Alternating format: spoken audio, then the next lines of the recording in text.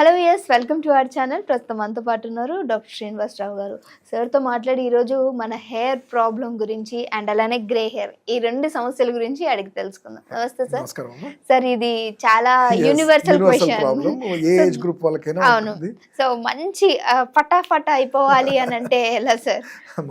ఫటాఫట్ అయ్యే వాటికి అలానే ఫటాఫట్ అనే రిజల్ట్స్ అంటే వాటి కాంప్లికేషన్స్ ఉంటాయి. అలా కాకుండా అంటే మనము ప్రాపర్గా అంటే ఏదైనా కానీ మీరు అన్నట్టు ఈజీ సొల్యూషన్ ఉండాలి, పర్మనెంట్ సొల్యూషన్ ఉండేటట్టు చూసుకోవాలి. అట్ ద సేమ్ టైం దానివల్ల ఇతర కాంప్లికేషన్స్ కూడా ఉండకూడదు. యాజ్ ఆయుర్వేద డాక్టర్గా మేము అదే ఆలోచిస్తాం. అంటే ఎందుకు చెప్తానంటే హెయిర్ అనేది మనం చూస్తే ఒక కాన్ఫిడెన్స్ లెవెల్ ఇచ్చేది. అంటే మేము ఒక పేషెంట్ని అబ్జర్వ్ చేసినప్పుడు వాళ్ళకు ఉండే సిమ్టమ్స్తో పాటు వాళ్ళ స్కిన్ ఏంటి, వాళ్ళ హెయిర్ అనేది కూడా అబ్జర్వ్ చేస్తాం. ఎందుకంటే వాటిని బట్టి ఒక అంచనా వేస్తాం వీళ్ళు హెల్దీగా ఉన్నారా లేదా అనేది. అంటే ఎందుకు చెప్తున్నా అంటే ఇప్పుడు హెయిర్ ఫాల్ ఉన్న వాళ్ళలో డెఫినెట్లీ న్యూట్రిషియస్ డిఫిషియన్సీ ఉందనేది మనకు క్లియర్గా తెలుస్తుంది. అంటే అది జెనెటిక్ ప్రాబ్లం ఉన్నా, హార్మోన్ ఉన్నా, పొల్యూషన్ ప్రాబ్లం ఉన్నా కానీ వాళ్ళ బాడీ రెసిస్టెన్స్ అంటే ఇమ్యూనిటీ లేనప్పుడు హెయిర్ ఫాల్ అనేది ఫస్ట్ సిమ్టమ్గా చూస్తాం. సో ఇప్పుడు మనం చూసుకునేది మీరు అన్నట్టు అంటే ఇది చూస్తే చిన్న ఏజ్ గ్రూప్ వాళ్ళు టీనేజర్స్ నుంచి ఈవెన్ మిడిల్ ఏజ్ వాళ్ళలో ఈవెన్ కొన్ని సందర్భాల్లో ఓల్డ్ ఏజ్ 50-60 క్రాస్ అయిన వాళ్ళు కూడా చూస్తుంటాం.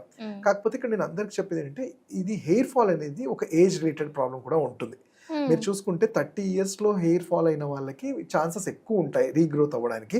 సేమ్ అప్పుడు ఆయనకి చేశారు కదా డాక్టర్ గారు, మరి నాకు కూడా అని 60 years వాళ్ళు అడిగిన వాళ్ళకి అంటే ఆ ఏజ్లో అంత ఛాన్సెస్ ఉండవు.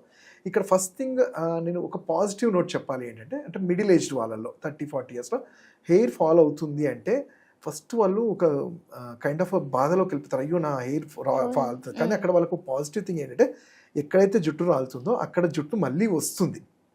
అంటే రాలుతుంది అంటే మళ్ళీ వస్తుంది.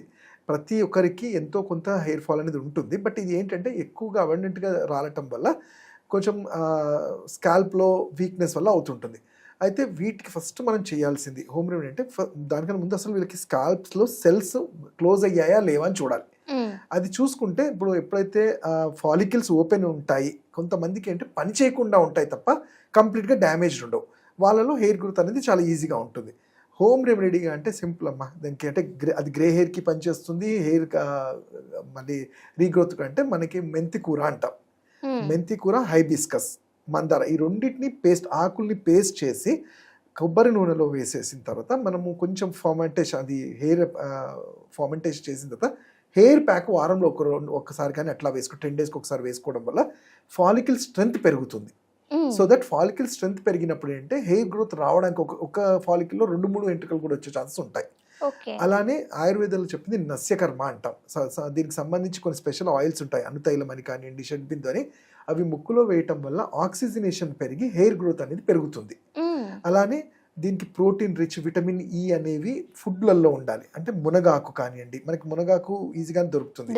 అలానే నాన్ వెజ్ తీసుకున్న వాళ్ళు ప్రోటీన్స్ ఉండేవి మనకి ఎగ్స్ లాంటివి, ఆల్మండ్స్, ఆకుకూరలు, అలానే ఫ్రూట్స్ ఎస్పెషల్లీ ఇవి మన రెగ్యులర్ డైట్లో యాడ్ చేసుకుంటూ ఉండాలి. వీటితో పాటు రెగ్యులర్ ఆయిల్ అప్లికేషన్ అంటాం. ఈ ఆయిల్ అప్లికేషన్ కూడా మీరు ఇంట్లోనే రెగ్యులర్ చేసుకునేది ఒకటి అంటే సింపుల్ కోకోనట్ ఆయిల్లోనే మెంతుల్ని రాత్రంతా నానబెట్టేసి ఒక 3-4 days కొంచెం ఎండలో అన్ని పెట్టేసిన అది హెయిర్ ఆయిల్గా యూజ్ చేయొచ్చు. అండ్ అలా కాకుండా పౌడర్ చేయాలా సార్? అవసరం లేదు, డైరెక్ట్గా మెంతుల్ని అవి కొంచెం ఉబ్బినట్టు అవుతాయి.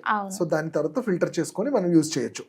ఇంకోటి ఏంటంటే దీనికి చెప్పాను కదా, స్కాల్ప్ ఒకవేళ వీక్గా ఉండి ఇన్ఫెక్షన్స్ అట్లా ఉంటాయి, ఎందుకంటే కొన్నిసార్లు ఫంగస్ వాటి వల్ల కూడా డ్యామేజ్ అవుతుంటాయి. వాటికి అన్నప్పుడు ఏంటంటే మనకి ఇంట్లో దొరికే ఆనియన్ జ్యూస్ని కొంచెం ఆయిల్లో సిమ్లో పెట్టి అంటే లో ఫ్లేమ్లో ఉంచి ఈ ఆనియన్ జ్యూస్ని ఆఫ్టర్ మిక్సీ బట్టి మిక్స్ చేసి దాన్ని ఫిల్టర్ చేసుకొని ఆ ఆయిల్ కూడా హెయిర్ ఆయిల్ లాగా యూజ్ చేయొచ్చు. కోకోనట్ ఆయిల్లో లో ఫ్లేమ్లో పెట్టుకొని ఒక 5 minutes అట్లా మిక్స్ చేసిన తర్వాత దాన్ని అది హెయిర్ ఆయిల్ లాగా యూజ్ చేయొచ్చు. అంటే ఈ ఆనియన్ జ్యూస్ కోకోనట్ ఆయిల్లో మిక్స్ చేసింది. ఇది కూడా చాలా మంచి హెల్ప్ఫుల్గా అవుతుంది. అండ్ అలానే ఆయుర్వేదిక్ మెడిసిన్స్లో వస్తే మీకు ఈజీగా మనకి స్టోర్స్లో దొరికేది భృంగరాజ ఆసవం అంటాం, భృంగరాజ తైలం అంటాం, అందరికీ తెలిసిందే. ఇవి కూడా రెగ్యులర్గా అప్లై చేయడం వల్ల స్కాల్ప్ స్ట్రెంగ్త్ ఉంటుంది. అలానే ఆ ఫాలికల్స్లో తగ్గిపోయిన మెల్నోసైట్స్ ఏదైతే కలరింగ్ ఏజెంట్ ఉంటుందో దాన్ని కవర్ చేయడానికి కూడా హెల్ప్ అవుతుంది. అంటే గ్రే హెయిర్ వాళ్ళకి. ఓకే. అంటే నిజంగానే సార్ గ్రే హెయిర్ అనేది ఒకసారి వచ్చిన తర్వాత అది మనం ఏమన్నా అప్లికేషన్స్ పెడితే అప్పటి మందం కాపాడుతుందా లేకపోతే దాని మొత్తానికి నేను బ్లాక్ చెప్పాను చేస్తుందా? కదమ్మా, ఏజ్ ఫ్యాక్టర్ చాలా ఇంపార్టెంట్ ఉంటుంది. ఇప్పుడు ఒక 25-30 ఇయర్స్ వాళ్ళలో గ్రే హెయిర్ రావడానికి రీజన్ ఉంటుంది వాళ్ళ మెటబాలిక్ ఫైర్ తగ్గిపోవడం. అంటే వాళ్ళ డైట్ అన్నా ఉంటుంది, ఈవెన్ జెనెటిక్ ఉన్నా కానీ వాళ్ళ రెసిస్టెన్స్ బాగా ఉంటే జెనెటిక్ ఫ్యాక్టర్స్ ఎఫెక్ట్ పడదు ఆ టైంలో. సో వీళ్ళల్లో ఏంటంటే గ్రే హెయిర్ మనం అప్లికేషన్ అంటే న్యాచురల్గా చేయటం వల్ల ఏంటంటే ఇంటర్నల్గా కొన్ని మెడిసిన్స్ ఉంటాయి, ఇవి ఇవ్వడం వల్ల ఈ కలరింగ్ ఏజెంట్ అనేది మళ్ళీ స్టిమ్యులేట్ అవుతుంది, కాబట్టి వాళ్ళకి ఆ ఛాన్సెస్ ఉంటాయి. ఓకే. బట్ ఒక 50 ఇయర్స్ క్రాస్ అయిన వాళ్ళలో ఒక్కసారి కలర్ చేంజ్ అది చాలా తక్కువ. ఓకే. 50 అయిన తర్వాత 50 అంటే ఈ 30s వీళ్ళు ఉన్నారు కరెక్షన్ వాళ్ళకి చేసుకోవచ్చు. కరెక్షన్ ఇంటర్నల్ గా వాళ్ళ లైఫ్ స్టైల్లో చేంజెస్ చేస్తూ నేను చెప్పిన ఈ అప్లికేషన్స్ తో పాటు ఈ నస్యకర్మ ఇలాంటివి చేస్తే మంచిగా హెల్ప్ఫుల్ అవుతుంది. Okay. Thank you so much sir, Right. మంచి ఇన్ఫర్మేషన్. Thank you.